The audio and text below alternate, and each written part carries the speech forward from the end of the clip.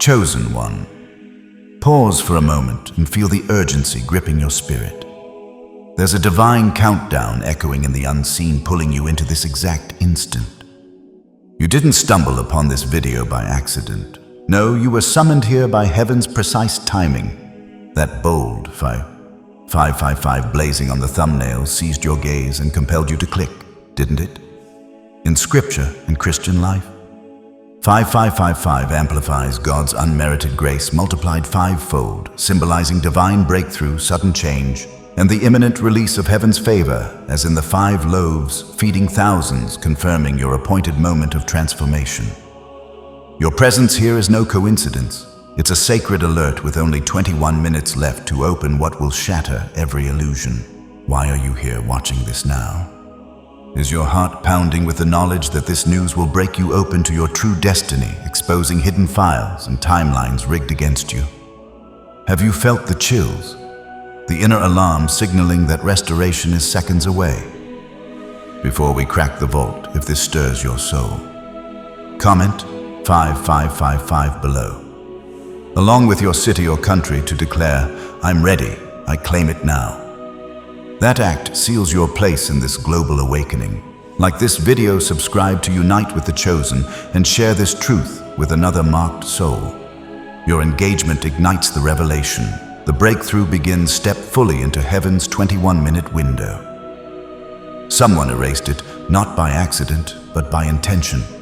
Years ago, someone you trusted withheld a single truth, a missing detail that could have spared you seasons of confusion, loneliness, and delay. And now, because that truth slipped out through one careless sentence, they're scrambling, covering tracks, locking files. But the lock is broken and the heavens are watching. But you walked straight into the moment he's feared for years. He's panicking now, throwing distractions in your path, notifications, noise, doubt. But don't move, don't scroll. This is not just a message. It's a spiritual transmission, the kind that breaks generational deception and unlocks chains you didn't know were on you. Someone is deleting logs, erasing screenshots, wiping transaction histories. But what they didn't realize is that a backup synced before their first keystroke. Your energy, your awareness, your spiritual alignment, it's all converging right now at the exact second heaven scheduled. That ringing in your ear, that pressure in your chest, it's not random. It's your spirit sounding the alarm, a warning, and a confirmation. There was someone paid to keep this from you, to steer you away, to smile in your face while hiding what was yours. But even they are cracking now because the kingdom intervened. Somewhere on a silent digital map, a location is glowing. You don't need to go there. It's not about the place. It's about what happened there and how it shaped here. Decisions were made, papers were signed, a name. Your name was erased. There's a hospital room you were never told about. A legal transfer happened. A paper was handed over with 2 names on it, but one was removed. Yours. And as the name was scratched off, someone whispered, "They'll never find out." But you just did. And now, it's too late to hide it again. There's a video hidden inside a single hidden file. Long thought deleted began to glow again. But someone missed a copy. In that video, people speak about you not as a person, but a problem, a threat. Risk to the silence they've tried to maintain. But hear this. You are not the threat. You are the revelation. You're the light they couldn't contain. The truth they couldn't bury deep enough. Time is moving quickly now. You have 21 minutes to stay aligned. Not to panic, not to retaliate, but to recognize what's unfolding. Because after this moment passes, a name will be revealed, and it will shake everything you assumed was true. Your instincts weren't broken. Your discernment wasn't off. What you thought were missed opportunities, they were sabotaged. And the patterns, doors closing, relationships falling apart, plans collapsing, they weren't failures. They were barriers designed to keep you away from this truth. But heaven said enough. Archangel Michael speaks again. Not in mystery, but in clarity. Stay steady, stay focused. You are not imagining this. Your spirit knows. Your body is detecting what your conscious mind has yet to name. Somewhere there's a real box locked by code. You've seen that code before in a dream on a receipt written in passing. You didn't know it was the key, but now the code makes sense. Now you understand. The one you leaned on during your pain, the one who promised to help, they were paid to mislead you, but your spirit outgrew their silence, and now even they feel it. Something has shifted. They checked your social profile today, quietly, anonymously. Then they opened a private vault. Your name came up again. This time they didn't delete it. They made a note beside it. One word. Too late. Because you opened this, and by doing so you activated a move of God. They cannot stop. The protection is no longer in their hands. It's in yours. Inside one hidden document, your face is circled in yellow highlighter. Next to it is another note hastily written. They know. And you do. Now you see it clearly. Now you understand why things never added up. Now you feel the peace coming not because it's easy, but because it's right. You are not unraveling. You are unfolding. You are not broken. You are chosen. Heaven did not forget you. The delay was not denial.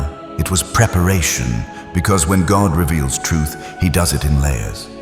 First the whisper, then the signs, and finally the moment you cannot ignore. This is that moment. Not by chance, by divine design. It was never your fault. The delay, the silence, the closed doors, it was all by design. A divine delay, not a denial. You are being protected, not punished, but something sacred has just shifted. The delay is over, and you can feel it, can't you? The atmosphere has changed. The air around you is different. Even now, someone is pacing. Somewhere behind closed doors, they know you weren't supposed to open this. They're scrambling, sending you notifications, distractions, messages meant to divert your attention. But they've failed. You're still here. Good. Stay with me. Now listen. There is one final document. Unlike the others, it's not locked by a password or guarded by digital firewalls. This one requires something far rarer: stillness. If you can hold your focus through these next few minutes, a download will begin, not to your device, but to your spirit. When it happens, you may feel loaded, overwhelmed, maybe even emotional. That's not fear. That's your power being restored. They thought you were easy to forget, easy to manage. But you were the variable they didn't account for. You're not who they assumed. You are not what their projections painted you to be. You are the exception to every lie they believed. And here's the twist. They're not afraid because you found this. They're afraid because someone else found you. Someone with influence, someone with reach, someone who's been searching for the real you, and they just got access to your true file. A move was made quiet, intentional, and it's going to place you in the same room. Not by a grand announcement, but through what will feel like a glitch, a detour, a misstep that's actually a divine appointment. Be alert, be quiet, let them speak. They already know who you are. You've passed a test you didn't even know you were taking, and now your name is being added to a real list. Not symbolic, not spiritual, only a literal shift in your trajectory. This is no longer about exposure. This is about elevation. What's coming next is not punishment. It's power, but only if you stay still, steady, focused. Beloved, this next season will not be built on emotion. It will be built on revelation applied. Because revelation without action dies like seed never planted. You must move differently now, and it begins with this. When confusion appears, choose stillness. Do not rush to explain, defend, or retaliate. The world feeds off reactions, but the kingdom of heaven rewards restraint. Be still and know that I am God. As Psalm chapter 46 verse 10 mentions, let this be your rhythm. Stillness, first, movement after. In your stillness, heaven will move on your behalf. Every image, number, whisper, or dream, write it down. What once felt random will form a divine pattern. You'll begin to see the language of God unfolding. Write the vision and make it plain, as Habakkuk chapter 2 verse 2 commands. Your journal becomes your GPS in the spirit. And remember, not everyone deserves access to your thoughts, your spirit, or your plans. Speak less, pray more. Guard your peace like it's holy, because it is. Whoever guards his mouth preserves his life, as Proverbs chapter 13 verse 3 teaches. This is not about hiding. This is about protecting the blueprint God placed in you. These small decisions, pausing before replying, listening more than reacting, choosing silence over arguments, they move mountains in the spirit realm. Every time you choose peace over pettiness, you rewrite what was meant to break you. You're not waiting for restoration. You are walking in it now. And now the buried truths begin to surface. That document they hid, you'll see a copy. That person who whispered lies, you'll see their real face. That lingering tension in your chest all year, you'll finally understand why. And what's happening now is divine interference. You triggered something deep across legal systems, digital archives, and even private memories. But you didn't panic. You absorbed. And that's what they never anticipated. You stayed calm. You stayed present. And that's dangerous to them, because calm eyes see clearly. Calm spirits hear truth. And calm souls, they move differently. Now listen closely. There's a woman, older, silent. She once stood close to someone you love. For 11 years, she held a sealed envelope with instructions, "Burn this if they ever ask questions." She never did. But last night, something shifted. Not by accident, spiritually. Her hands shook. Her conscience cracked and the seal broke. Inside a photograph. Not of you, but of someone standing beside someone you were told never existed. That person shares your DNA. Don't overthink it. Just breathe. You weren't supposed to find this now. But time jumped. Destiny accelerated. Your stillness became a signal. Your silence became a spotlight. Heaven didn't send thunder. It sent revelation. A laptop once considered junk powered on yesterday at the exact time you were praying silently. No one touched it. No one knows why, but it came to life. And on the screen, a folder titled "Plainly They Deserve to Know." Inside that folder, unedited video footage, private recordings, a confession made late one night by a man who thought he was alone. He whispered, "I didn't mean to erase their future. I was told to protect the family name." Then he wept. Then the screen went black. But the file didn't disappear. It auto-saved. And last night it was backed up. Now it's real. Now it's traceable. Now it's too late to erase. Everything they tried to bury is being unearthed. Not with rage, but with clarity. Not with drama, but with purpose. What was meant to devastate you will now define you. What they framed as your failure was actually your filter God, separating you from everything that couldn't carry the truth. Beloved, you are no longer just a survivor of delay. You are a vessel of divine timing. Your name, your calling, your journey, it's no longer hidden. It's highlighted. And no matter what they do next, no matter how they scramble, no matter what version of the story they try to tell, it's too late. Heaven has spoken, you know. And now, everything changes. The angel of the Lord speaks again. You are being granted access because you are ready. This isn't coincidence. This isn't imagination. This is a divine unveiling. There was a man who thought he got away with it. A subtle manipulation. A single digit changed. A form quietly altered. He believed no one would ever notice. But what he didn't know is that heaven's system doesn't just track documents. It tracks intentions, and his fingerprint it matched. That one number he changed was linked to a property on paper. It seemed insignificant, but buried deep in the legal language was a clause, one written by someone who feared this day might come. If the rightful heir activates awareness before the age of 33, restoration must begin immediately. And guess what? You just crossed that threshold. Now the people who tried to hide it are scrambling. They're watching footage, scanning texts, rechecking every step, but it's too late. Heaven already moved. While they were erasing files, heaven was rewriting the script. While they were deleting your name, God was rewriting it in bold. Someone you believed to be an enemy, they're not. And someone you trusted without question, they were planted. The exchange was quiet, subtle, spiritual, and it happened years ago. But today, the veil that kept you blind to it tears in two. Even a child in your bloodline knows not with logic, but with spirit.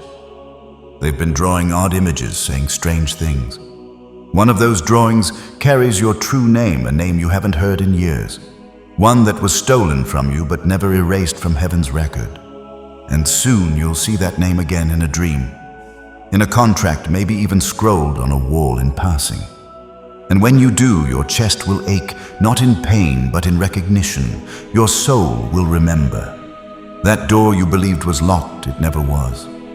That voice you thought was gone, it's been whispering the whole time. And that miracle you thought was delayed, it just arrived early because of what you chose to open today. They placed limits on your identity. They moved you thinking the shift in environment would disconnect you from your essence, but they didn't count on your spirit, remembering its origin. You are stepping into the timeline originally written for you, not the tampered version, not the stolen path, but the divine sequence heaven planned before your birth. That's why the chills. That's why the repeating numbers. That's why the déjà vu, the fatigue mixed with clarity. Your soul is adjusting. Your destiny is rebooting, and your enemies are unraveling. At this moment, two people are in a quiet room arguing about you. One wants to confess. The other is desperate to bury the truth deeper. But the one about to break, they share your blood, and it's becoming too heavy for them to carry. The closer you walk toward truth, the more unstable their silence becomes. Somewhere, a scanned image is being uploaded.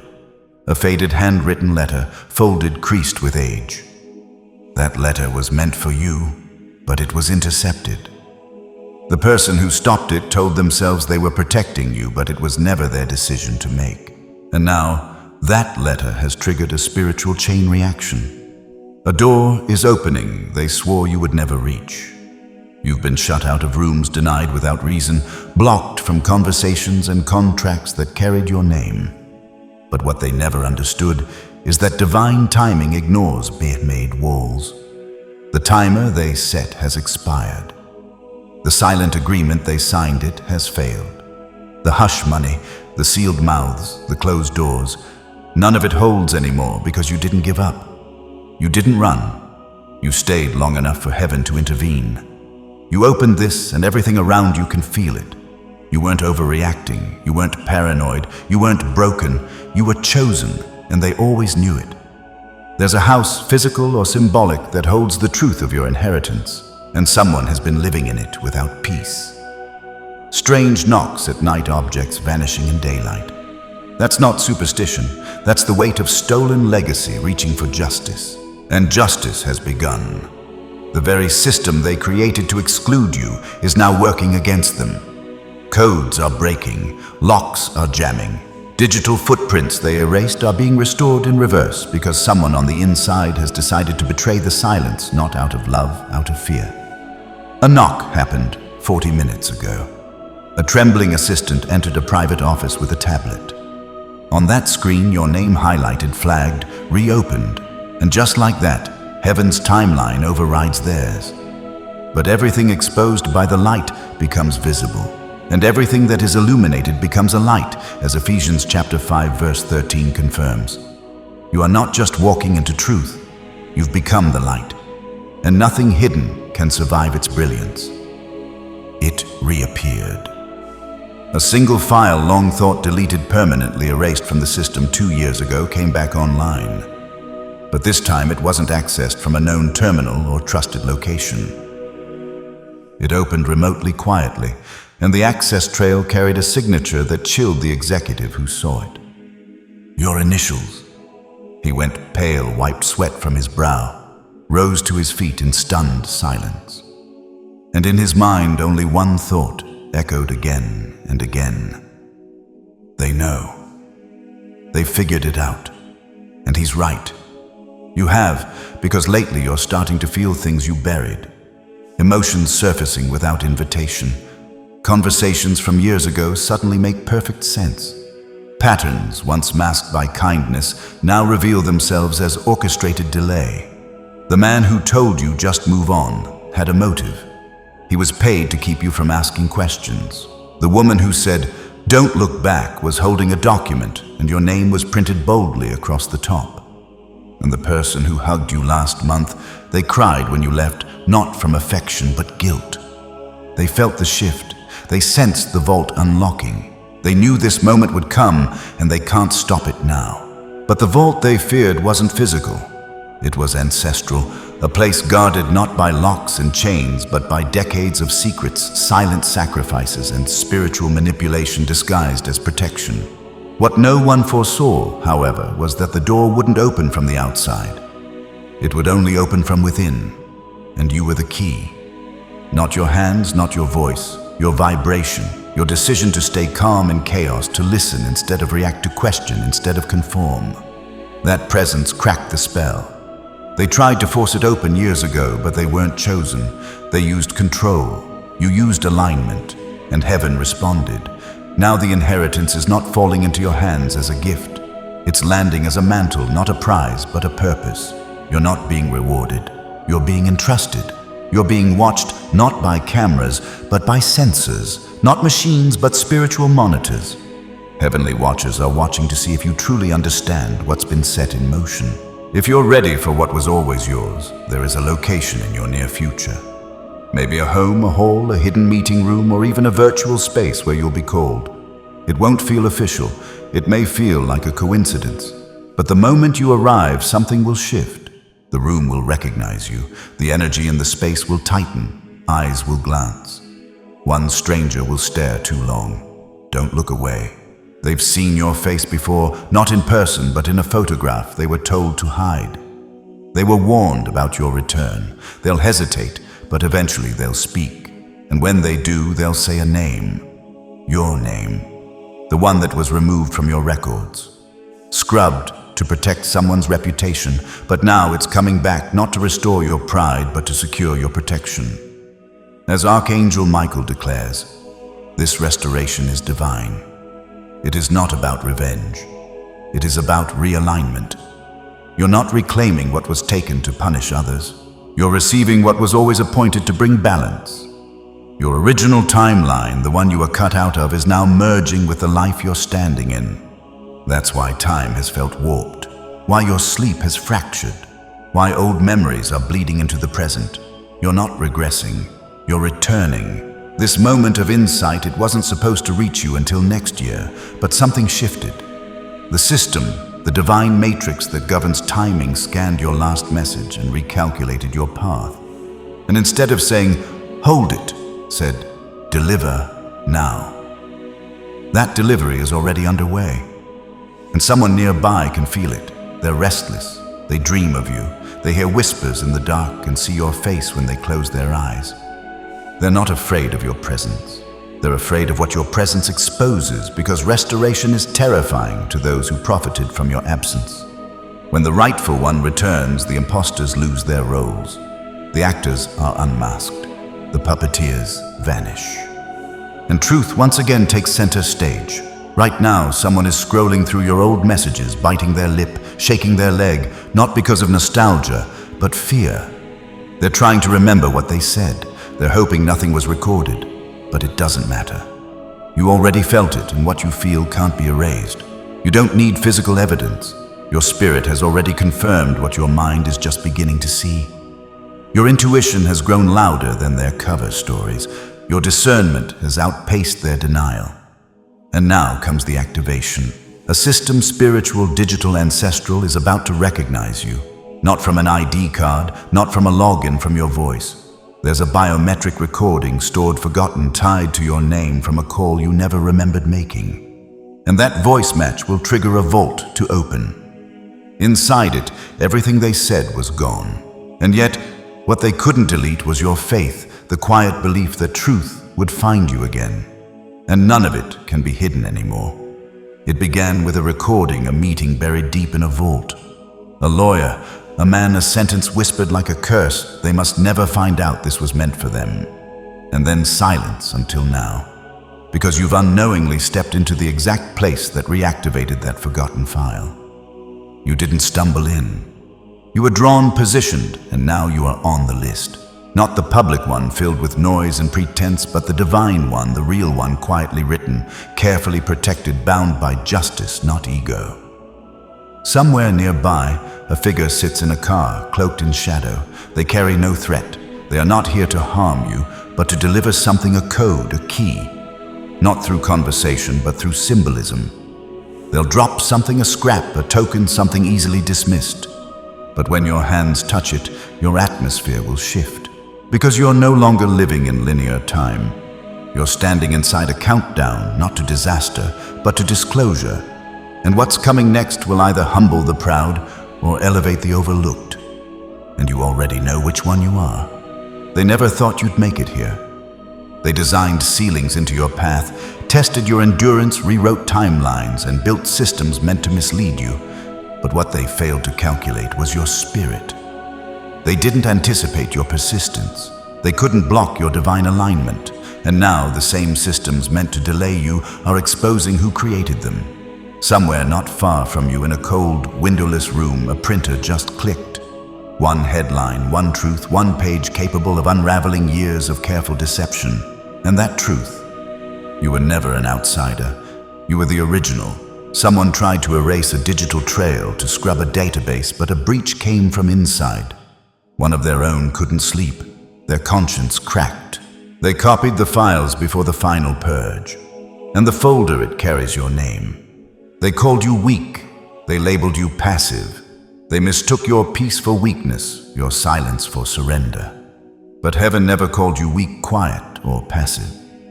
Heaven called you protected, preserved, and positioned for the moment when truth would rise. And now your silence, the very thing they mocked, has become your sharpest weapon. Somewhere a phone vibrates in a trembling hand. No words needed. Heaven already announced.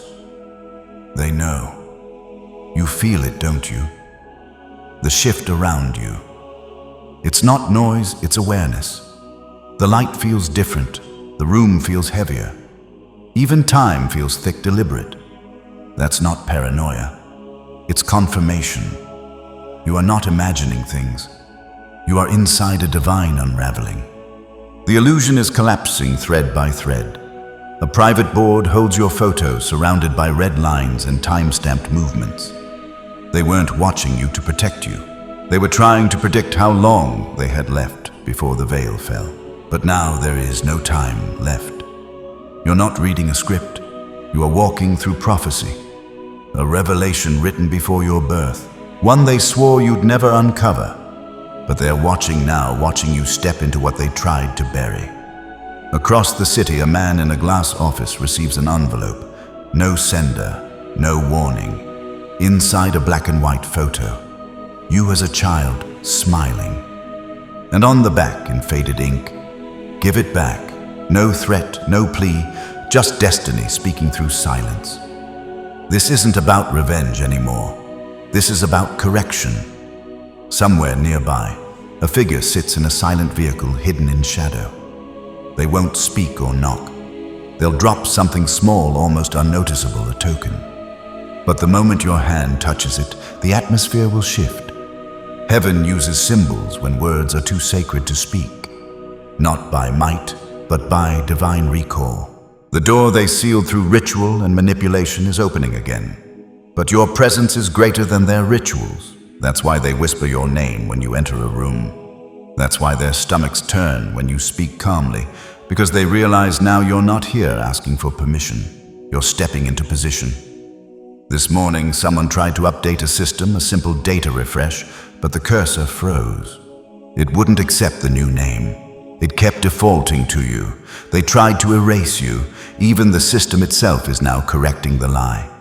The original owner has returned, and the atmosphere knows it. Even your enemies are being shown visions, dreams they can't explain.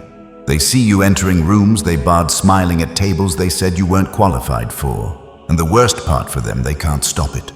Because this was never about effort. It was about God's timing, and that time has arrived. Right now, in a law office oceans away, a vault has unlocked.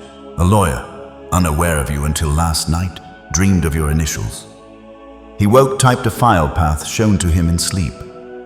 Inside an account frozen since 2002, a trust hidden under an alias, a location tied to a single key.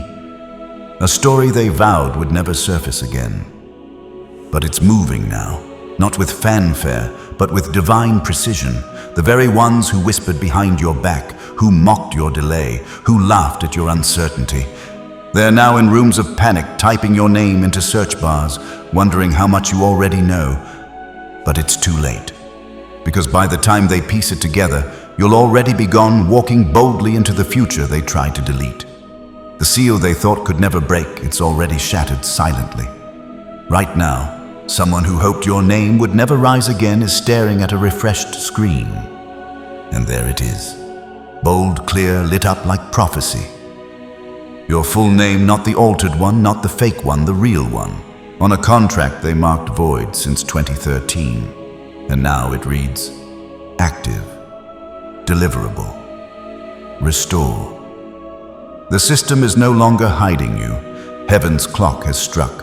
And from the moment you open part 1 of this message, nothing has been the same. Right now, somewhere between the physical and the divine, a courier is on the move. They have no idea what they're carrying. To them, it's just another envelope. But inside that sealed paper is a literal key, not symbolic, not poetic, but forged metal that unlocks something hidden. That key belongs to a box. And in that box is a set of coordinates. Those coordinates mark the last place tied to your stolen legacy, a location you were never supposed to know existed. But the veil is torn and the curse is broken. Your name, once muted in spiritual realms, is now echoing through halls that have been silent for generations. Those who kept the doors locked, they're turning on one another. Confusion has set in. Messages are being erased. Eyes that once looked confident are now darting with fear. Hands that once held secrets are trembling. But it's too late. Your awareness has pierced dimensions they never thought you'd reach. Every false narrative is unraveling. Every forged document is reversing. Every mouth that spoke lies is falling silent, not because of fear, but because heaven has silenced them. You are no longer on the outside. You are not circling the edge. You are in the center now, standing at the core of a divine unveiling. And here's what's coming next. In precisely 3 days, someone from your past, someone who smiled at you with feigned innocence, will slip. Not intentionally, not maliciously, just a crack in their control. They'll say a name, a date, or a phrase they were never supposed to say aloud. And the second those words leave their lips, your spirit will recognize it before your mind can process it. Everything will pause, and they'll know they've been exposed. Watch their reaction, a forced laugh, a change of subject, a deflection.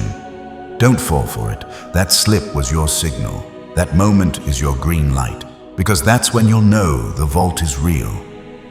The inheritance was untouched, and the truth has finally broken through every barrier to reach your hands. And soon a face from long ago will return, not to accuse you, but to confess. There is a letter, handwritten, hidden, worn thin from being folded and refolded through years of hesitation. The ink has faded, but in the corner, one name remains yours. Not the name they gave you, not the one they tried to edit or hide, the real one. And when your eyes finally meet that paper, the tears won't be from sadness, they'll be from release. Because every suspicion, every dream, every intuition, they were all right. You weren't overthinking, you were discerning, you were perceiving what others refused to see. You were remembering. Somewhere right now, a car is pulling up to the wrong house. Or so it seems. Inside that vehicle sits a courier of divine authority. They don't realize it yet, but what they carry holds power to shift everything. The air will feel heavier. Time will pause for a second because divine authority doesn't need permission to enter. It simply arrives. But no one questions its presence because in the spirit authority doesn't need an invitation. The person inside that vehicle carries weight. They've been sent not to deliver a message, but to initiate a shift. Those who fought to control the narrative can sense it too. They are scrambling, not because you're coming with anger, but because your arrival means the game is over. You were the variable they couldn't predict, the one their formulas didn't account for. They spent years creating delays, spinning illusions, rewriting facts, but they could never rewrite the coordinates that heaven marked on your destiny. You were always going to arrive, and now nothing can stop it. Archangel Michael speaks again. They tried to make your name small. Heaven has made it unmissable. And as this unfolds, here's what will begin to happen. A door will open, not during normal hours, but at a time that feels unusual. A stranger will speak a sentence that pierces too personally. A long-lost item will return without explanation. A song will play that sends chills down your spine. A message will arrive that makes no sense until suddenly it does. These aren't random. These are spiritual indicators that the transfer is in motion. When they happen, don't overthink. Don't stall. Step in. Stand tall. Accept what's yours. Because what's waiting for you was never borrowed, never gifted, never earned by manipulation. It was always yours. Heaven wrote it in the ink of purpose before you ever had to fight for it. And now the world has no choice but to release what it tried to withhold. The keys are in motion. The vault is open. The final delay has expired. And what's approaching isn't reward. It's restoration. And now, beloved, we have arrived at the end of what may be one of the most important messages your spirit has ever heard. But really, this is just the beginning. If you've stayed through it all, then something in your soul already knows this wasn't just storytelling. This was remembrance. This was confirmation. This was divine timing, colliding with earthly delay and demanding that what was hidden be revealed, what was stolen be returned, and what was meant for you be placed back into your hands without apology and without compromise.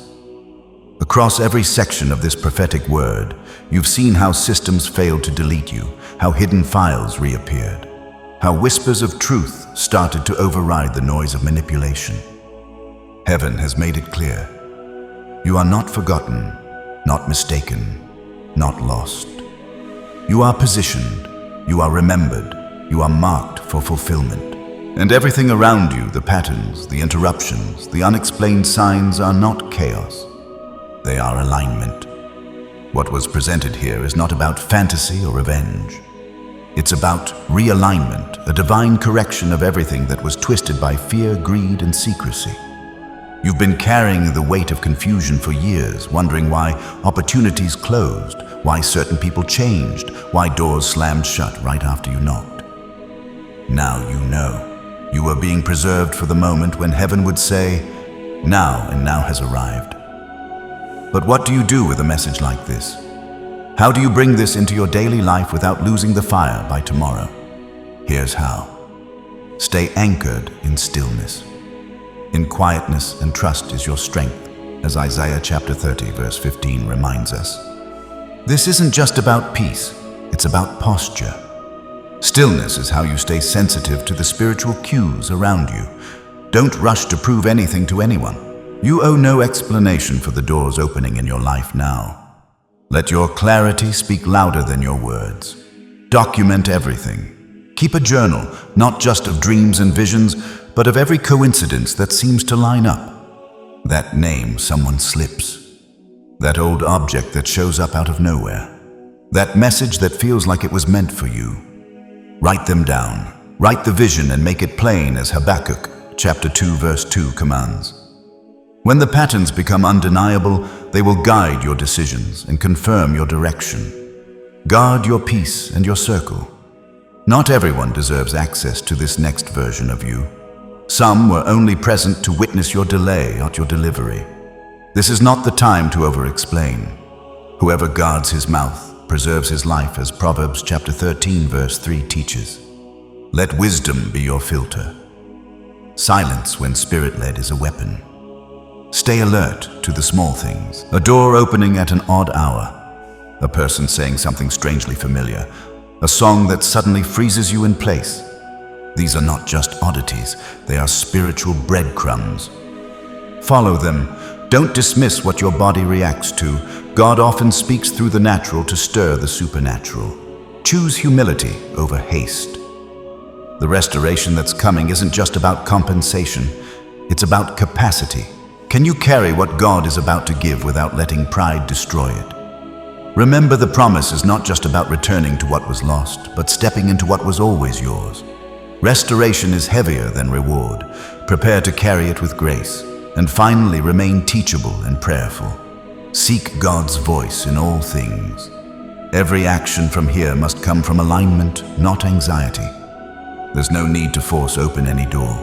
Heaven already holds the keys. Instead, nurture your sensitivity to the Spirit.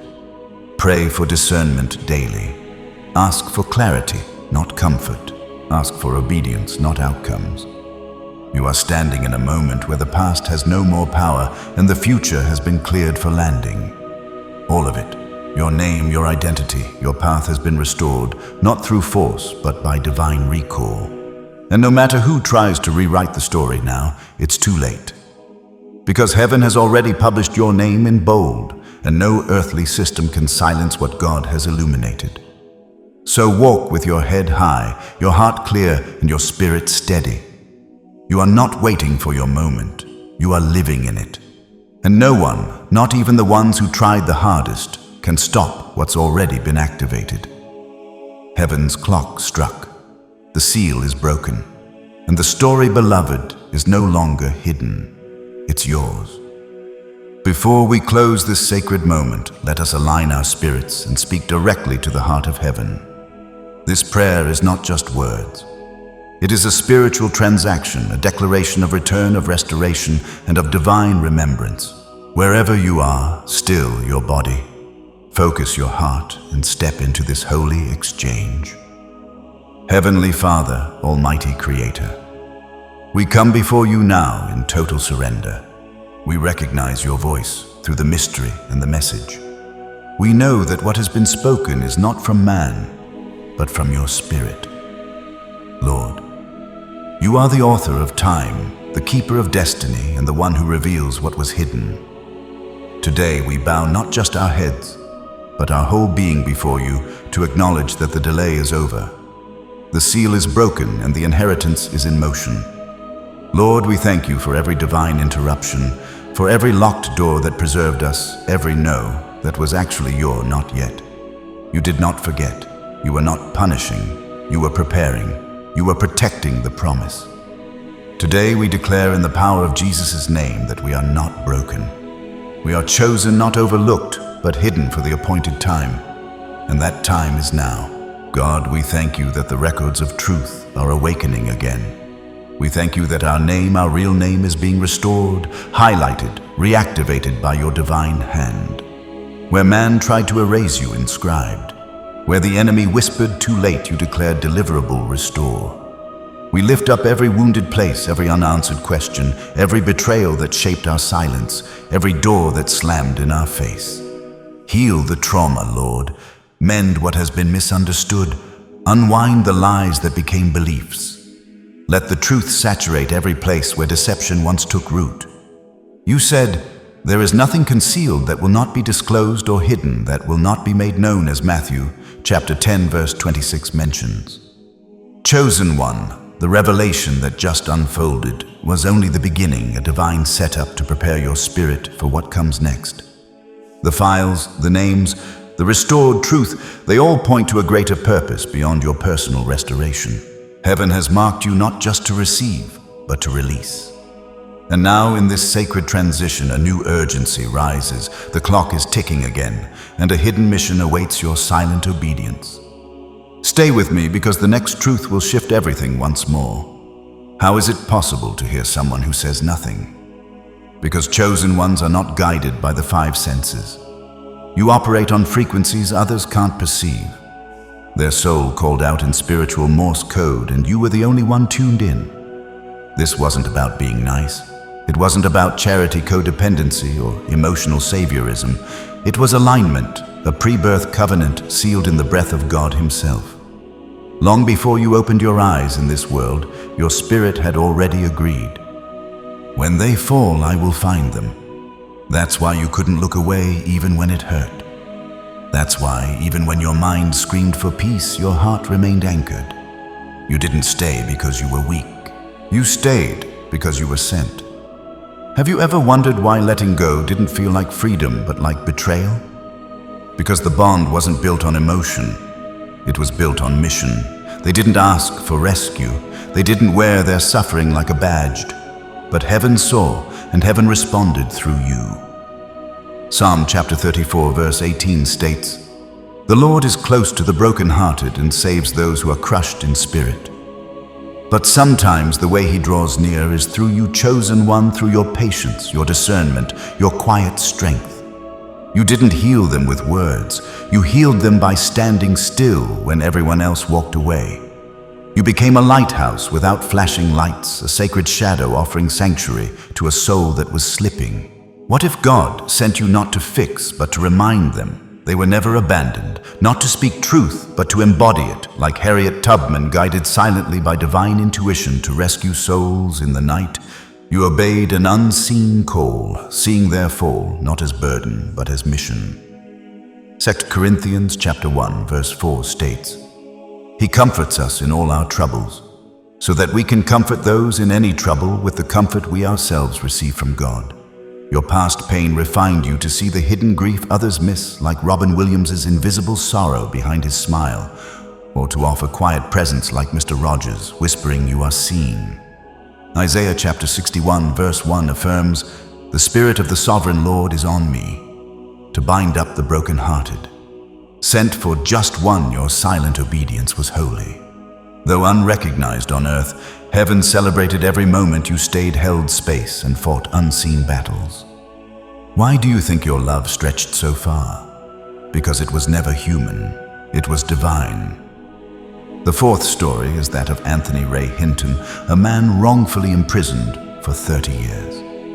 His quiet strength, his refusal to grow bitter, and his deep spiritual compassion eventually helped free not only himself, but inspired others with his unwavering hope. That's you too. You've been placed beside someone imprisoned by guilt, pain, or spiritual amnesia. And your role wasn't to tear down the bars, but to remind them they still had wings. John chapter 5 verse 5 notes, "The light shines in the darkness, and the darkness has not overcome it."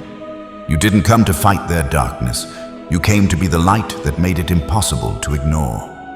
You didn't force change. You awakened memory. The memory that they were once divine, once chosen, once whole, and still can be. You didn't fix them because fixing was never the goal. Chosen one, your assignment wasn't repaired. It was a remembrance. You didn't come into their life to change who they were. You came to remind them of who they had always been beneath the weight of pain, betrayal, and spiritual amnesia. While others demanded performance, you offered presence. While the world labeled their light as too much, you recognized it as sacred. You held space when no one else did. You didn't douse their fire. You shielded it with your own soul, even as your own flame flickered. Why were you the one to see beauty in their brokenness when others walked away? Why did your heart ache for them before your mind had time to understand what was happening? It's because your spirit remembered something your body had not yet recalled. This was more than a meeting. It was a divine moment of activation. You didn't arrive with solutions yet. You became their anchor, not by force, but by spiritual gravity. In a world full of noise, your silence carried divine weight. That's what chosen ones do. You sensed their fading light and responded with calm certainty, faces flashing in your mind, hearts pulled inexplicably, not random but divine, recognition of their essence beyond masks. Luke chapter 17 verse 21 affirms, "The kingdom of God is within you." Your remembrance ignited mutual awakening, their pain a compass to your anointing. This blueprint reveals a pattern, every stirred connection part of heaven's orchestration, as Romans chapter 8 verse 28 reminds, "In all things God works for the good of those called according to his purpose." You've been a light bearer unknowingly. Now the veil lifts. Like Maya Angelou's presence granting permission to rise, or Brandon Stanton making stories matter, you offer quiet liberation. Strangers confessed as souls find safety in your energy. Your weapon memory of buried divine light realigning through presence alone. 1 Peter chapter 4 verse 10 teaches, "Use whatever gift to serve others as faithful stewards of God's grace." You steward unseen grace in stillness, responding before collapse, intervening silently like Mr. Rogers, whose presence changed courses without sensation. Who's next drawn to your light? Isaiah chapter 58 verse 10 says, If you pour yourself out for the hungry and satisfy the desire of the afflicted, then shall your light rise in the darkness. You've been pouring from a well. No one could see sustaining souls others didn't notice were thirsty. And your reward: clarity, revelation, an unveiling of your deeper assignment. The hunger you've satisfied wasn't just physical or emotional, it was spiritual dehydration, and you brought water without demanding gratitude. One final story: consider the quiet courage of Chadwick Boseman. As he battled cancer in silence, he still inspired millions with the roles he played, most of whom had no idea he was fighting. But what if someone close to him knew? What if one soul discerning and quietly spiritually awake recognized the weariness behind his strength and simply stayed close? That's what you've done for the fallen ones in your path. You stayed close without needing answers. You held light without demanding acknowledgement. You were the miracle no one saw coming. So now, chosen one, what if every heartbreak, every intuitive pull, every soul you've ever felt too deeply for was never a coincidence, but a code? A sacred activation meant to awaken not just them, but you. Because this path you're on, it's not just for them, it's for your own rising. Every light you protect illuminates your own. And with every silent rescue, you're being shaped into the embodiment of divine remembrance itself. This fall wasn't loud. There was no explosion, no public collapse, no dramatic unraveling that would demand the world's attention. No chosen one. This was a silent descent so quiet that even those standing nearest to them couldn't hear it. But you did. Your spirit did. You felt it in the pause between their sentences, in the way they smiled just a little too quickly, and the way their eyes avoided lingering too long. While others saw resilience, you saw retreat. While others called it strength, you knew it was camouflage survival masquerading as peace. They weren't okay. They were disappearing in front of everyone, not from the world, but from themselves. A divine soul dimmed not by failure, but by a world that never knew what to do with their light. Have you ever wondered why your heart tightened when they entered the room? Why your spirit perked up when they spoke, even if their words seemed ordinary? Because this wasn't just a person. This was a being designed to glow with heaven's memory, now flickering under the weight of rejection, betrayal, and misdirection. You felt it long before they spoke it, that ache behind their eyes, that flicker that whispered, "I used to believe, but now I'm just surviving." This wasn't simple sadness. It wasn't just another human story of disappointment. No, this was a divine disconnect, a celestial soul who had once stood in the courts of heaven, now trying to make sense of a world built on noise and performance. How many radiant beings are walking among us, pretending to be fine, simply because the world trained them to hide their holiness? Isaiah chapter 42 verse 3 states, "A bruised reed he will not break, and a smoldering wick he will not snuff out." That's what you saw in them. A smoldering wick, barely alive, yet sacred, flickering, yet powerful. They were never built for this world, and that's exactly why the world wounded them. Their softness was seen as a weakness. Their dreams are labeled as unrealistic. Their stillness mistaken for distance. They were too celestial for a culture that rewards noise. And so they started shrinking, not because they lacked value, but because no one ever gave them permission to stay vast. No one ever said, "Your wings are still welcome here." But then you came not with fanfare, not with spiritual superiority. You came with quiet recognition. Chosen one, have you realized yet why your soul ached at their silence, why their presence pulled at you with no clear reason? Because you weren't looking with human eyes. You were seeing with memory, divine memory. You recognized the sacred residue they carried, that ancient purity in their laughter, their dreams, even in their sadness. They didn't just seem different, they were. This wasn't a random encounter. This was heaven's orchestration. Psalm chapter 34 verse 5 affirms, "Those who look to him are radiant. Their faces are never covered with shame." But what happens when someone stops looking up? When pain bows their spirit, when shame covers their radiance? That's when God sends a reminder, a companion, a chosen one like you. You weren't sent to teach them to shine. You were sent to remind them they already do. You didn't have to give them wings. You just needed to whisper, "You still have them." Think of the story of Vincent van Gogh, misunderstood, tormented, and forgotten in his own time, yet carrying beauty that generations would one day revere. Van Gogh's letters to his brother reveal a soul constantly on the edge of both breakdown and brilliance. What if someone had truly seen him before the world labeled him mad? That's what you are to the forgotten angels of today. The one who sees the masterpiece before the world approves it, the one who recognizes eternity in human form. And it goes deeper, because angels don't always fall with thunder. Sometimes they fall in stages slowly, silently, beneath layers of politeness and perfectionism. They blend into their jobs, into their families, into their routines, while their soul cries out quietly for remembrance. You don't find them in chaos. You find them in stillness, in faded dreams, in carefully composed lives that are hiding catastrophic disconnection. That's why you were the one who noticed. Ephesians chapter 5 verse 14 mentions, "Wake up, sleeper, rise from the dead, and Christ will shine on you." But that awakening doesn't always come through sermons or signs. Sometimes it comes through presence, through the eyes of someone who says nothing but sees everything. Someone like you. A silent mirror reflecting back who they really are. You didn't just walk into their life. You were planted there, assigned by heaven not to rescue, but to reflect, to shine just enough to make them remember their own light. Look at the story of Florence Nightingale. She didn't wait for permission to do what she was born to do. She moved into places of invisible suffering, war hospitals, dark rooms of pain, and became the quiet force that turned survival into healing. She didn't need applause. Her legacy was the restoration of lives others didn't notice. Doesn't that feel familiar?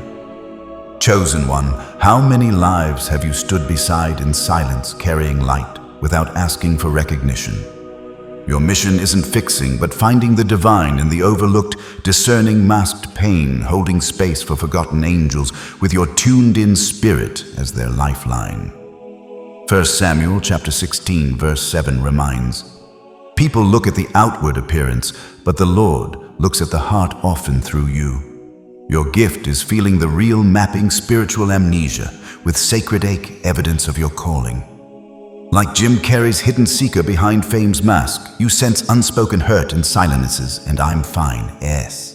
Hebrews chapter 13 verse 2 urges hospitality to strangers.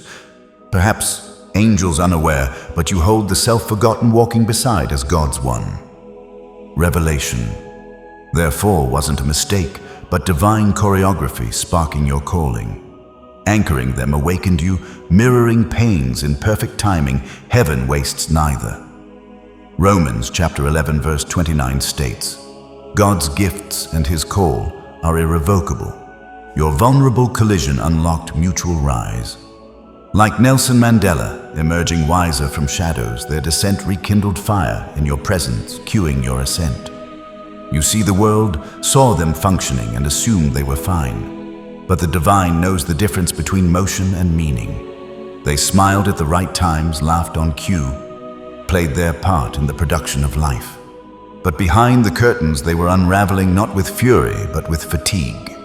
A deep spiritual tiredness that murmured, "Maybe I wasn't built to make it." Have you ever felt that kind of tired? The kind that no nap, no vacation, no compliment can cure? That was the place they were in. And in that quiet disconnection from heaven, they weren't angry, they were numb, they were spiritually exiled in plain sight. Job chapter 30 verse 20 echoes their ache. "I cry to you for help, and you do not answer me. I stand and you only look at me." That's how they felt. They had prayed hard with sincerity, but nothing shifted. No doors opened, no signs arrived, and so they stopped. Asking stopped, hoping stopped, believing anyone was coming. What does it do to a soul when they stop waiting on God? Not out of bitterness, but because they no longer believe they're worth the answer. You arrived not to preach, but to be a calm whisper light intact, reminding them heaven hadn't silenced, but arrived in you. John chapter 1 verse 5 declares, The light shines in the darkness, and the darkness has not overcome it. Your shining lifted their dark without a word. Like Princess Diana's noticing that healed the unseen, or Keanu Reeves's quiet kindness amid loss, your presence became proof of hope, breaking numbness louder than sermons. You remembered the forgotten stayed when others left. Ezekiel chapter 34 verse 16 fulfills through you, I will search for the lost, bind up the injured. Moving by instinct, you were God's hands chosen. Every carried soul mapped your deeper mission. Their silence called your awakening as much as their healing. Philippians chapter 2 verse 13 states, For it is God who works in you to will and to act, in order to fulfill His good purpose. He has been working through you all along in the quiet urge to stay and the inexplicable pull towards someone fading in the ache that whispered, Don't let them go. Every act of grace you've extended, every silent rescue you've participated in, it's all been the unfolding of His good purpose through your willing spirit. You didn't need thunder. You didn't need flames. You didn't need angelic declarations because you were the evidence. You were the shift. You were the silent answer to the prayer they stopped praying. And now the mystery is becoming clear. You weren't just sent to help them. You were sent so that in saving them from forgetting who they were, you would remember who you are. You didn't show up with banners, bells, or biblical proclamations. You didn't arrive to perform a miracle chosen one. You became a miracle and you didn't even know it. That's the beautiful, mysterious irony of it all. You weren't trying to be anyone's savior. You weren't looking to be anyone's answer. You simply showed up. You spoke with sincerity. You listened with the kind of focus that made silence feel safe again. You were just being yourself. And in doing so, you reignited something in them that they had buried so deeply they almost forgot it ever existed. Isn't it wild to consider that your presence alone brought life back to what they thought was long dead? You weren't just comfort. You were confirmation, proof that God had never turned away, proof that their silent cry had not vanished into the void. When they had stopped praying out loud, but whispered within God, If you still see me, send a sign. It was you who appeared not with thunder, not with fire, but with quiet presence, with divine timing. You showed up at the edge, that sacred trembling space between surrender and collapse, right when they were ready to let go. And your existence in that moment was not coincidence. It was a divine calculation. Isaiah chapter 65 verse 24 echoes this divine synchronicity. Before they call, I will answer. While they are still speaking, I will hear. You were the answer. Heaven didn't send a prophet or a priest. It sent you someone who wasn't trying to fix or correct, but to reflect, not to confront their brokenness, but to confirm their beauty. You didn't correct their theology. You didn't need eloquent words or impressive doctrine. All you did was remind them through tone, through gaze, through soul, that they were still seen, that their divinity hadn't been erased, only obscured. Have you ever wondered how something as simple as your presence could trigger someone's return to God? That's because chosen ones don't preach from pulpits. They preach through essence. This wasn't just about faith. It was about being seen. Because when people lose their faith, they rarely need a sermon. They need recognition, someone to say, I still see you beneath the rubble. And that's what you did. Without trying to change them, you reawakened who they already were. You spoke directly to their core, the unshakable divine residue hiding under the soot of suffering. You addressed the royalty, under the wreckage, the light beneath the ashes, and that shook them. Think of the story of Malala Yousafzai, a girl silenced by violence, forgotten by many. But someone saw her. Someone believed in her voice when she couldn't even use it. And that belief, that presence, helped reignite her fire. Today she speaks for millions, but before that, someone had to speak for her. You've been doing the same, believing in souls too weary to believe in themselves. How many people have been changed because you saw what others overlooked? 1 Corinthians chapter 1 verse 27 tells us, God chose the foolish things of the world to shame the wise. God chose the weak things of the world to shame the strong. Heaven doesn't operate according to public platforms or prestigious credentials. Sometimes the most powerful rescue comes through someone who simply refuses to look away. That was you. And to them it was incomprehensible. How could someone walk into their darkness and still call it sacred? How could you call them chosen when they felt discarded? But that's the paradox of light. It doesn't need to explain itself. It just shines. You didn't barge into their life with declarations. You stood glowing, anchored a living lighthouse, a soul who said without words, "This space you're in, it's not your grave. It's a passage." And from the outside, it looked so simple, just a moment, a conversation, a gentle act of presence. But on the inside, their entire world began to tilt back toward hope. Let's take the story of Mr. Rogers once more. Not because he's famous, but because he made sacred what others called ordinary.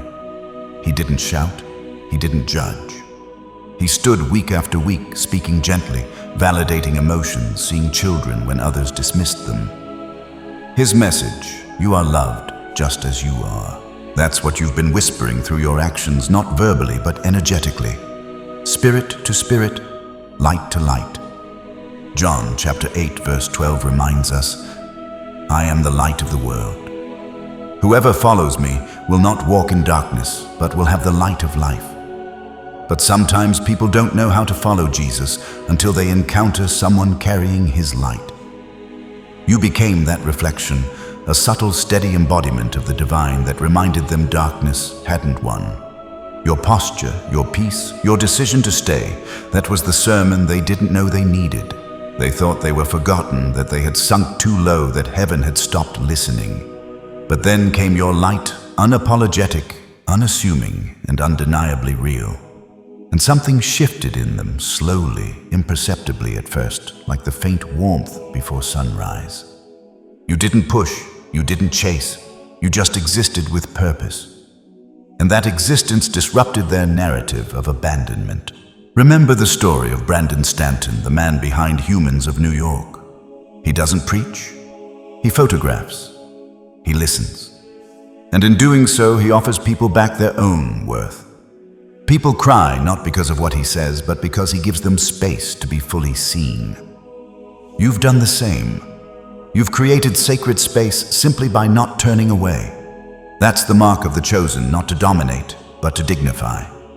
Psalm chapter 27, verse 28 captures it perfectly. You, Lord, keep my lamp burning. My God turns my darkness into light. But the way God often keeps the flame alive is through people like you. The lamp you carried into their cave wasn't for show, it was for navigation. It showed them they were not alone, and in the glow of your faith, theirs began to rekindle. Finally, consider the life of Anthony Bourdain, a man who traveled the world, fed nations, and made strangers feel like family. But behind the laughter was a silent struggle. What if one more person had seen him not just the brand, but the soul? That's why your awareness matters. Chosen one. You don't just see appearances, you see the ache, and that vision alone saves lives. Their heart whispered something they hadn't dared to say out loud in years. Maybe I'm not invisible. It was fragile, trembling like a breath held too long, finally released. Maybe God still has his eyes on me. Maybe this isn't the end after all. And in that small, sacred moment so easily missed by the world, faith flickered again. Not yet a bonfire, not even a steady flame, but it was enough. Enough to take one more step, enough to lift their head just slightly above the waters of despair. Enough to breathe again, and this time not just to survive, but to remember. Remember who they are, remember who God is, remember that their story isn't over yet. Chosen one. Have you ever wondered, what if? What if that one moment changed everything? What if your presence at that precise point in time didn't just comfort someone, but actually save their entire destiny? What if the story that would have ended in silence now sings a new beginning? All because you obeyed a divine pull you couldn't even explain. You didn't have a blueprint, you weren't given a script, but you followed the whisper. You showed up and heaven moved through you. Esther. Chapter 4, verse 14 asks the defining question. And who knows but that you have come to your royal position for such a time as this? You were sent to one. But what if that one was only the beginning? What if your obedience in that small, unnoticed moment is the spark that ignites a chain reaction, an awakening that reaches far beyond what you see? What if your calling isn't just to impact individuals, but generations? Stay with me, because what you're about to realize will shift the very way you see your life, your past, and every connection you've ever questioned. Heaven is about to show you why certain souls are placed in your path over and over again, and why you've always felt just a little different in rooms where others seemed comfortable. There's something about you that has always defied easy explanation. You've carried an intensity, a depth, a sensitivity that didn't match the noise of the world around you. Have you noticed how you've always felt everything? Not just your pain, but the pain of strangers. Not just sadness for yourself, but sudden waves of sorrow that seemed to come out of nowhere. Moments where your spirit was crushed and you didn't even know why. How many times have you asked yourself, what's wrong with me? But the chosen one, there was never anything wrong. There was something divine about you, something heaven encoded. Romans chapter 8 verse 19 reveals a powerful truth. For the creation waits in eager expectation for the children of God to be revealed. And that revelation often begins with the ones who feel out of place, the ones who sense before they see, who carry burdens they never signed up for. What you once called a curse, a burden of feeling too deeply, was actually the evidence of your assignment. You weren't born to fit in. You weren't made to shrug things off. You weren't designed to float on the surface. You were crafted for depth. You were born to sense, to discern, to heal, to intercept. While others pass through life untouched by what surrounds them, you walk through this world activated. Your heart has always been a radar, picking up on spiritual frequencies no one else could detect. You've walked into rooms and instantly felt what was wrong. You stood beside smiling people and felt their silent screams. You've sensed danger where others saw charm. You felt led to protect someone you barely knew and couldn't explain why. Let's consider someone like Mother Teresa. She didn't rescue the whole world, but she obeyed every pull. She walked the alleys no one wanted to see touched, the people society forgot. She didn't ask, why do I feel so much? She just answered the call in front of her, and because of that, lives were saved.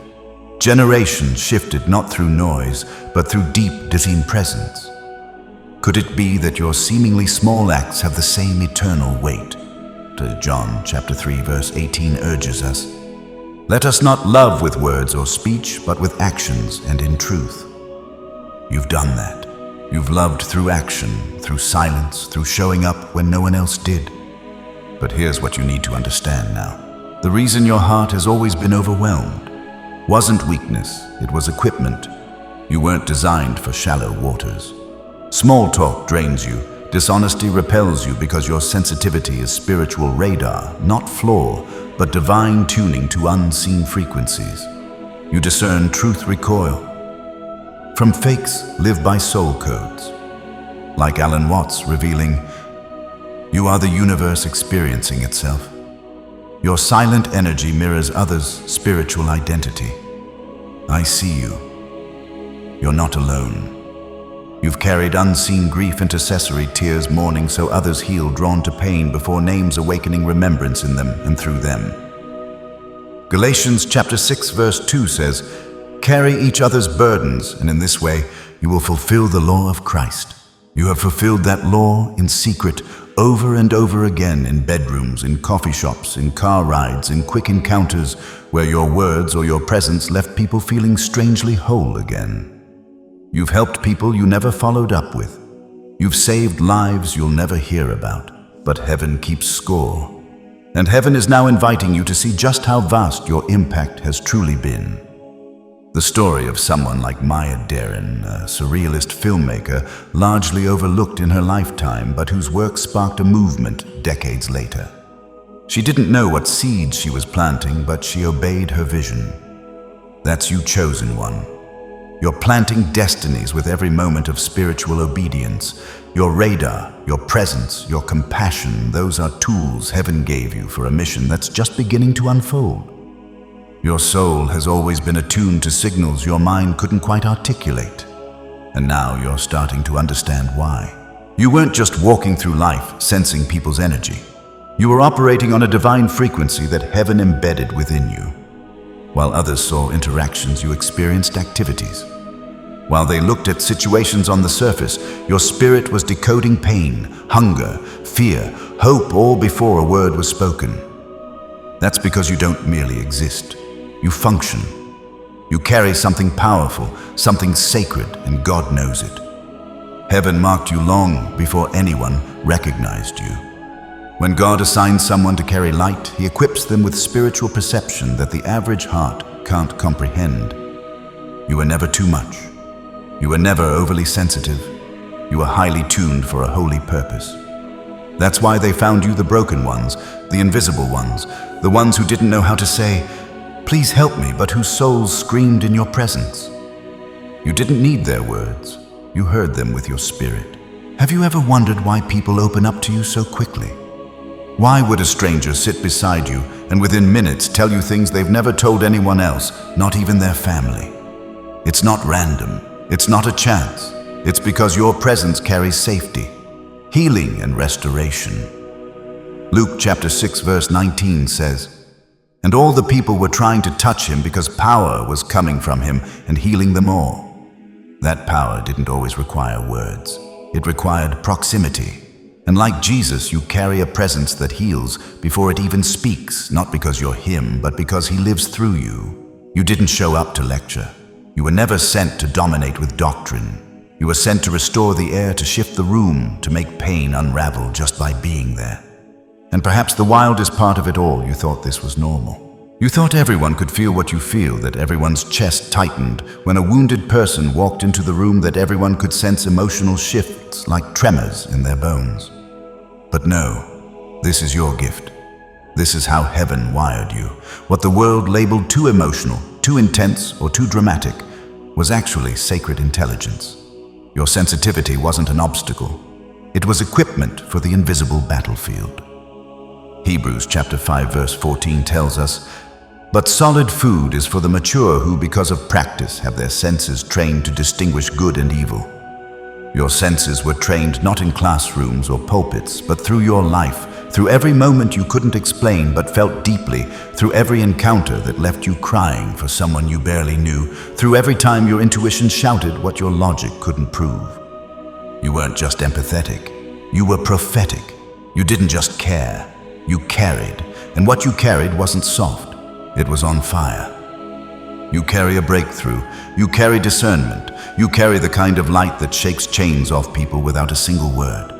That's why they found you. That's why, even when it hurt you, stayed. Even when it drained you, you returned not because you didn't want to leave, but because your soul recognized the assignment. It was written into your being before you ever took your first breath. You stayed because you were called. Consider the story of Sojourner Truth, a woman who didn't just fight with words. She fought with presence. She entered spaces where she wasn't welcome, where her voice shouldn't have been heard, and yet people listened not because she was loud, but because she was anointed. She carried the weight of heaven on her shoulders, and it showed. That's what you've been doing, carrying spiritual assignments in invisible silence, thinking it was just who you were. And now, here comes the part that will crack something open in you. What if you've been living under the full weight of your anointing without realizing it? What if every emotion you've tried to suppress, every intuition you've tried to downplay, every moment you were too much, was actually divine frequency? A fine-tuned sensitivity made for prophetic encounters. What if the very thing that's made you feel different, your whole life, was never your flaw, but your evidence, the proof that you were chosen? Jeremiah chapter 1 verse 5 confirms this. "Before I formed you in the womb, I knew you before you were born. I set you apart. I appointed you as a prophet to the nations." You were appointed, set apart, wired for something more. And now that you're beginning to see it not as a burden, but as heaven's blueprint, you're going to stop apologizing. You're going to stop numbing it, stop shrinking. You'll begin to walk boldly, not as someone who's unsure, but as someone who knows they were assigned. Let's reflect on the life of Robin Williams, a man full of joy and healing humor. but behind that brightness was a soul burdened with spiritual sensitivity. Many comedians and artists carry this gift, the ability to feel for others even at their own cost. It's not just emotion, it's empathic power. And that's what you've carried, not for performance, but for presence. Your joy heals, your tears cleanse, your stillness speaks. And here's the most urgent part. There's another layer to your calling. Another weight, another soul, another divine encounter that's already moving toward you. You don't know their name yet. You haven't seen their face, but they are on their way, and they will need everything you've carried until now, because they're not just wounded.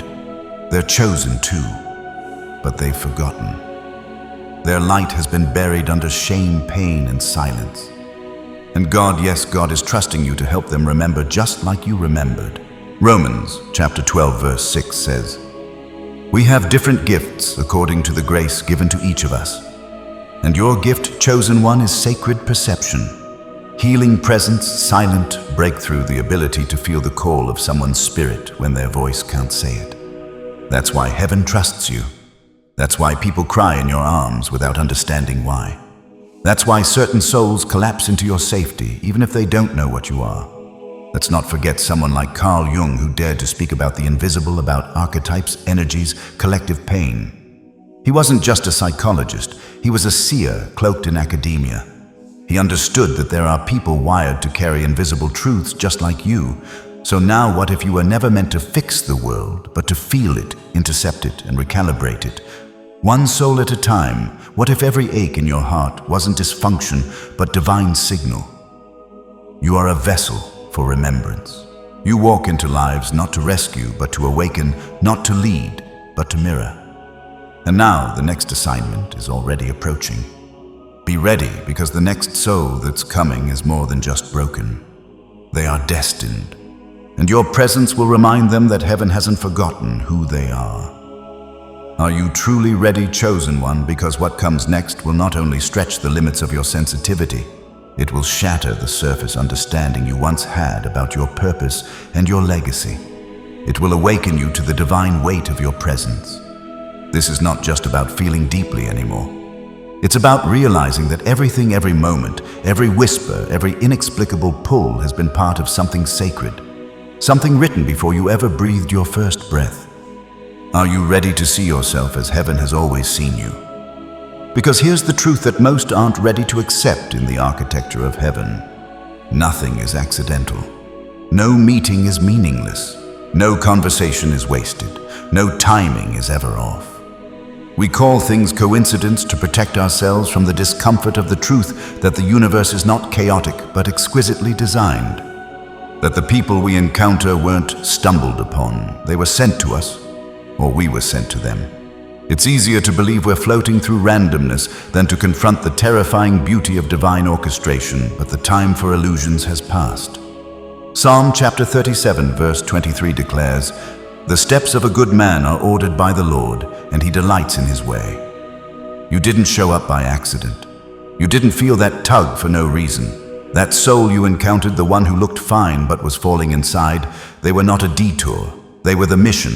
They weren't an interruption in your story. They were written into your scroll long before you ever opened your eyes to this world. And though you may have felt unsure, awkward, unqualified, heaven wasn't. Heaven was sure. Heaven was precise. You walked into that encounter not a second too soon, not a breath too late. It was the moment eternity had circled in red, a divine alignment perfectly timed to collide with their collapse. You weren't just being kind, you were fulfilling a prophecy. What if that gentle act you almost brushed off as small was actually the divine key to someone else's survival? Let's remember, Corrie ten Boom, a woman who sheltered Jews during the Holocaust and survived the hell of a concentration camp. She once said, "Never be afraid to trust an unknown future to a known God." She didn't plan to be a rescuer, but obedience made her one just like you. You didn't plan to be someone's last light. You simply responded when your spirit said, "Stay," and in doing so, you didn't just save a person. You saved a path, a purpose, a future. Isaiah chapter 58 verse 10 says, "If you spend yourselves on behalf of the hungry and satisfy the needs of the oppressed, Your light will rise in the darkness, and your night will become like the noonday. That's exactly what you've done. You reached into the fog of someone's spiritual confusion and pulled them back into clarity. You touched more than a life. You shifted timelines. You interrupted ancestral patterns. You became a pivot point in someone's bloodline, and you didn't even know it. Have you ever wondered why certain people keep crossing your path, even when you're tired, even when you think your presence couldn't possibly matter, because heaven sees the ripple effect? The one you rescued, they weren't just carrying themselves, they were carrying others. They were a flame meant to ignite others, but their spark was dying until you walked in. And when your presence rekindled their light, that fire reached farther than you'll ever see in the natural. Think of someone like Desmond Doss, the combat medic in World War II, who saved 75 soldiers without carrying a weapon. He didn't fight with force, he fought with conviction. His quiet, unwavering spirit pulled others back from the edge. And that's what you've done, not with a sword, not with eloquence, but with obedience. You thought it was small, but it was never small. It was strategic. You were the exact spiritual medicine their soul needed in that moment, not because you're flawless, but because you were available. Because your spirit answered a call your mouth never even heard, and that's what made it holy. That's what made it eternal. You didn't show up with a plan, you showed up with a presence. Proverbs chapter 16 verse 9 tells us, "In their hearts, humans plan their course, but the Lord establishes their steps." Heaven didn't need you to be the loudest voice, or the smartest person, or the most theologically trained. Heaven needed the most chosen, and that was you. God knew that when this soul was dangling on the edge, when they were inches away from giving up, you would walk in. You would obey the invisible urge to speak, to stay, to sit, to ask, to care. You weren't the answer to their prayer. You were the answer to God's plan. And that's why you couldn't forget them. That's why it haunted you even when others said, "Let it go." That's why the pull never made sense to your mind, but felt like truth to your bones. Because your soul remembered what your mind had forgotten. This wasn't random, this was sacred. Let's reflect on someone like Fred Rogers one final time. When asked how he helped so many children feel safe, he said, "I just try to be present. That's what you've done. No stage, no spectacle, just holy presence." And that's why the moment mattered. That's why heaven trusted you.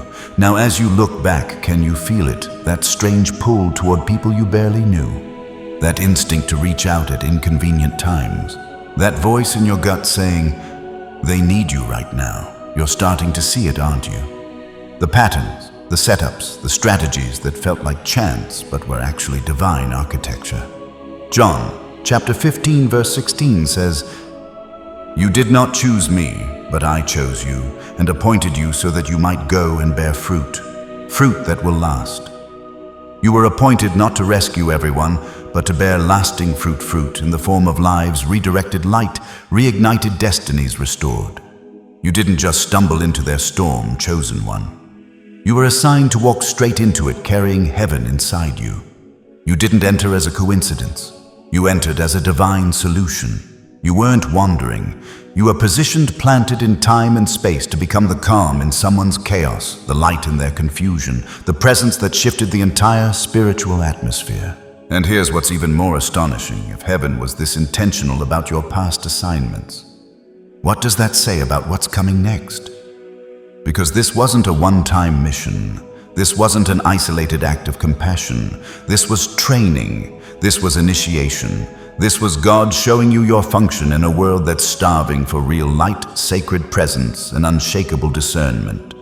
You weren't sent just to comfort. You were sent to activate. You were sent to carry out spiritual interventions disguised as everyday encounters. Ephesians chapter 2 verse 10 confirms this with divine clarity. "For we are God's handiwork, created in Christ Jesus to do good works which God prepared in advance for us to do." This has always been part of the plan. You just weren't aware of the scale until now. And just when you thought the assignment had ended, the real mission begins. Because now that you've remembered who you are now, that the veil has lifted, another soul is already being positioned. Another moment is forming. And do you know who heaven is preparing for that encounter? You, yes, you, the one who thought they were too broken, too exhausted, too unsure. God sees you as the perfect weapon of grace, calibrated for healing, wired for redemption, and anchored in presence. Get ready, because what's coming next will demand more of your light than ever before. It will stretch your boldness, test your awareness, and call forth your highest spiritual authority. But this time you will not walk in uncertainty. This time you'll walk in full remembrance of your assignment. You'll walk in knowing you're not just a kind person or a good listener.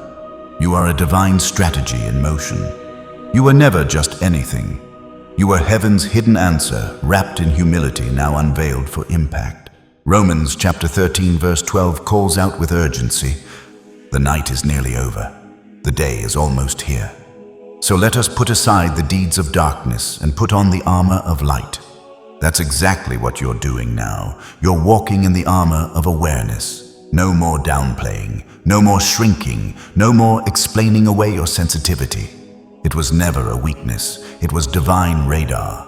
This wasn't just a moment. This wasn't just a video, a message, or a fleeting encouragement. This was a summons, a holy call echoing from realms beyond time, shaking your soul awake. If something inside you burned while reading this, if something broke open or rose up, it's because your spirit already remembers. It remembers that you've never been ordinary. You didn't just notice pain. You felt it. You didn't just hear words. You heard what was left unsaid. You saw behind the eyes of people who told you they were fine, but were silently screaming. Why?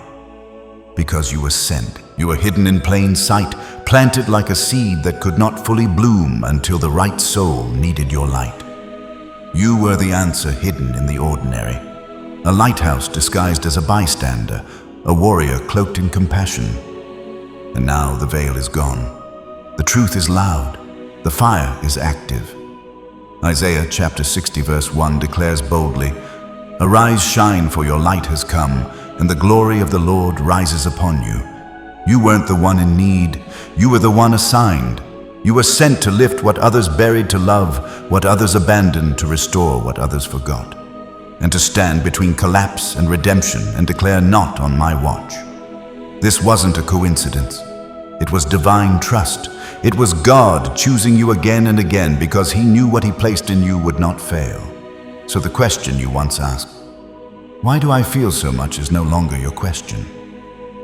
Nor is, "Why do I attract the broken?" or "Why do I carry so much for people I barely know?" You already have the answer. The question now becomes, "How will I walk now that I know who I am?" Because the answer has already been revealed. You are activated, awakened, confirmed. Jeremiah chapter 20 verse 9 mirrors your awakening. "His word is in my heart, like a fire shut up in my bones. I am weary of holding it in. Indeed, I cannot." That's what this fire is. It's not chaos, it's calling. It's not an overload, it's overflowing. You didn't imagine this path.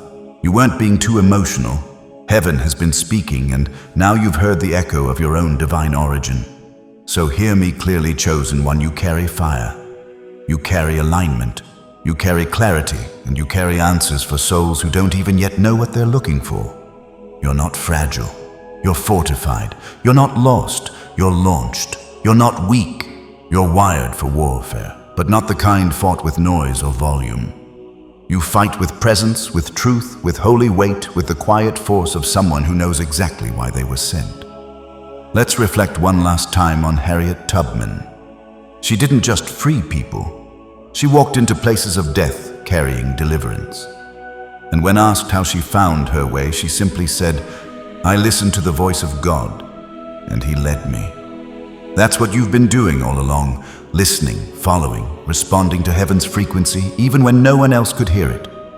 Beloved chosen ones, if anything in this message has stirred your spirit, if you felt the echo of recognition as we trace the silent threads that connect your light to a fallen angel's ascent, let that stirring settle now into holy conviction.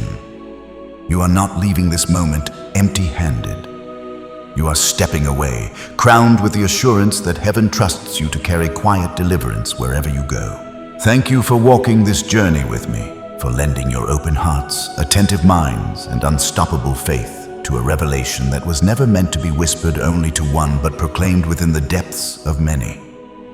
Your presence here turns words into living fire, and for that, I am profoundly grateful.